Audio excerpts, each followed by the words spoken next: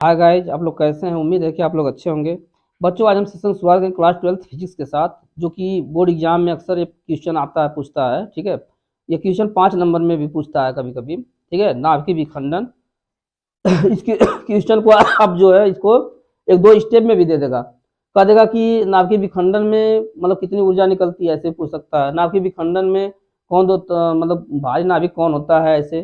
ठीक है, तो नाभिकीय विखंडन प्रक्रिया न्यूक्लियर फ्यूजन होती क्या है कि इसमें 92 यूरेनियम 235 जो होता है, इसके मतलब यूरेनियम के दो अपर रूप होते हैं, 92 यूरेनियम 235 और 92 यूरेनियम 238 भी होता है।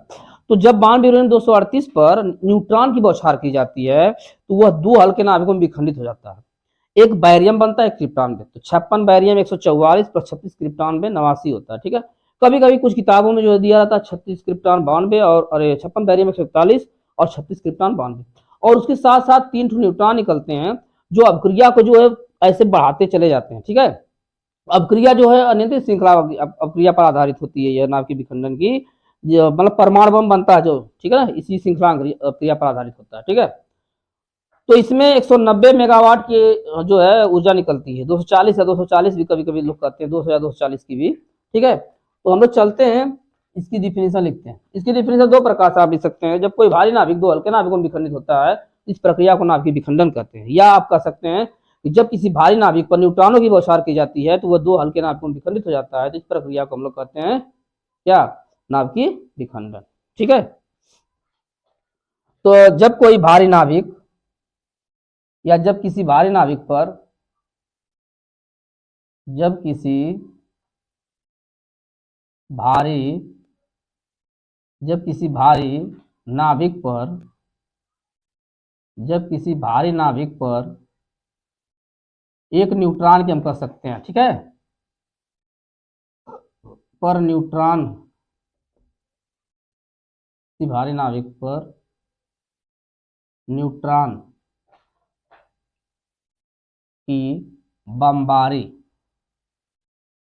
बमबारी की जाती है तो वह दो हल्के नाभिकों हम कह सकते हैं यहाँ पर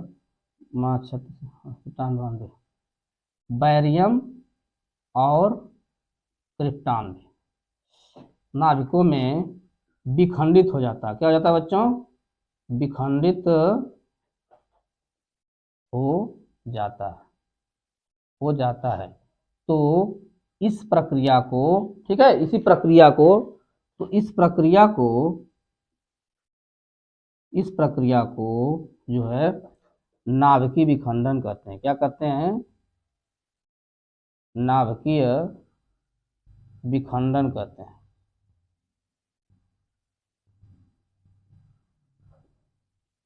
बोर्ड के एग्जाम के हिसाब से बहुत इंपॉर्टेंट क्वेश्चन है। ठीक है, तो आप देखिए अभी यहाँ पर रिएक्शन इसका जो है 92 यूरेनियम 235 पर एक न्यूट्रॉन की जब हम बौछार करेंगे बच्चों, ठीक है, यह बनेगा 56 बैरियम 144 प्लस 36 क्रिप्टॉन 89। कभी कभी ये 56 बैरियम 141 देता है, 36 क्रिप्टॉन 92 देता है। ठीक है, अथवा में। और इसमें जो है तीन जो है न्यूट्रॉन निकलेंगे और प्लस 190 मेगावाट की यह जो है ऊर्जा निकलेगी। इसी ऊर्जा को हम लोग नाभिकीय ऊर्जा कहते हैं। ठीक है, कभी कभी 200 या 240 मेगावाट की भी ऊर्जा देता है, समझ में है ना। तो ये आपका बैरियम बना, ये क्रिप्टॉन बना है। ठीक है, और अब देखिए इसको आप समझना अगर है, देखिए ऐसे मंद गति के न्यूट्रॉन, ठीक है। अब यह जो मंद गति के न्यूट्रॉन की बमबारी करेंगे, यह आपका 92 यूरेनियम 235 है। ठीक है, अब इस पर जब बमबारी हम करेंगे तो यह दो हल्के नाभिकों में विखंडित हो जाएगा। देखिए यह जो है एक बनेगा आपका, यहाँ पर जब बमबारी करेंगे यह आपका बना बैरियम, ठीक है, और एक बन गया आपका क्रिप्टॉन। ठीक है, और साथ ही आपका देखिए 3 न्यूट्रॉन निकलेंगे, क्या निकलेंगे, 3 ठो न्यूट्रॉन निकलेंगे, ठीक है, 3 ठो क्या निकलेंगे, न्यूट्रॉन निकलेंगे। तो इसमें जब यह अनियंत्रित श्रृंखला क्रिया पर आधारित होता है तो यह ऐसे विकराल रूप धारण कर लेता है। इसको रोकने के लिए मंदक के रूप में D2O भारी जल या ग्रेफाइट का प्रयोग किया जाता है। जब उसका हम इस्तेमाल करेंगे इसमें तो एक न्यूट्रॉन इसमें से कम हो जाता है, 2 या 3 न्यूट्रॉन हमेशा निकलते हैं, तो एक न्यूट्रॉन हमेशा बार बार जो कम होता चला जाएगा। इस तरह श्रृंखला क्रिया में यह जो है इसके परिवर्तन हो जाएगा और श्रृंखला क्रिया धीरे धीरे रुकती चली जाएगी। इसलिए बम को जो है हमेशा समुद्र में खारा पानी होता है, ठीक है, उसमें फेंका जाता है ताकि वो जो है न्यूट्रॉन उसमें सब समाप्त हो जाते हैं, ठीक है। अब देखिए इसमें से फिर 3 ठो न्यूट्रॉन निकले, 3 ठो न्यूट्रॉन निकलेंगे, यह एक न्यूट्रॉन जो है समाप्त हो जाएगा। अब यह फिर यहाँ बना, यह फिर जो है आपका 2 हल्का विखंडन हुआ ना, अब न्यूट्रॉन जो है गति प्रदान करता है इसको। अब ये देखिए फिर यह जो है यूरेनियम बना, यह फिर 92 यूरेनियम 235 आपका बन गया, ठीक है। और फिर यहाँ पर जो है यह जो है आपका यूरेनियम बन गया 92 यूरेनियम 235, ठीक है।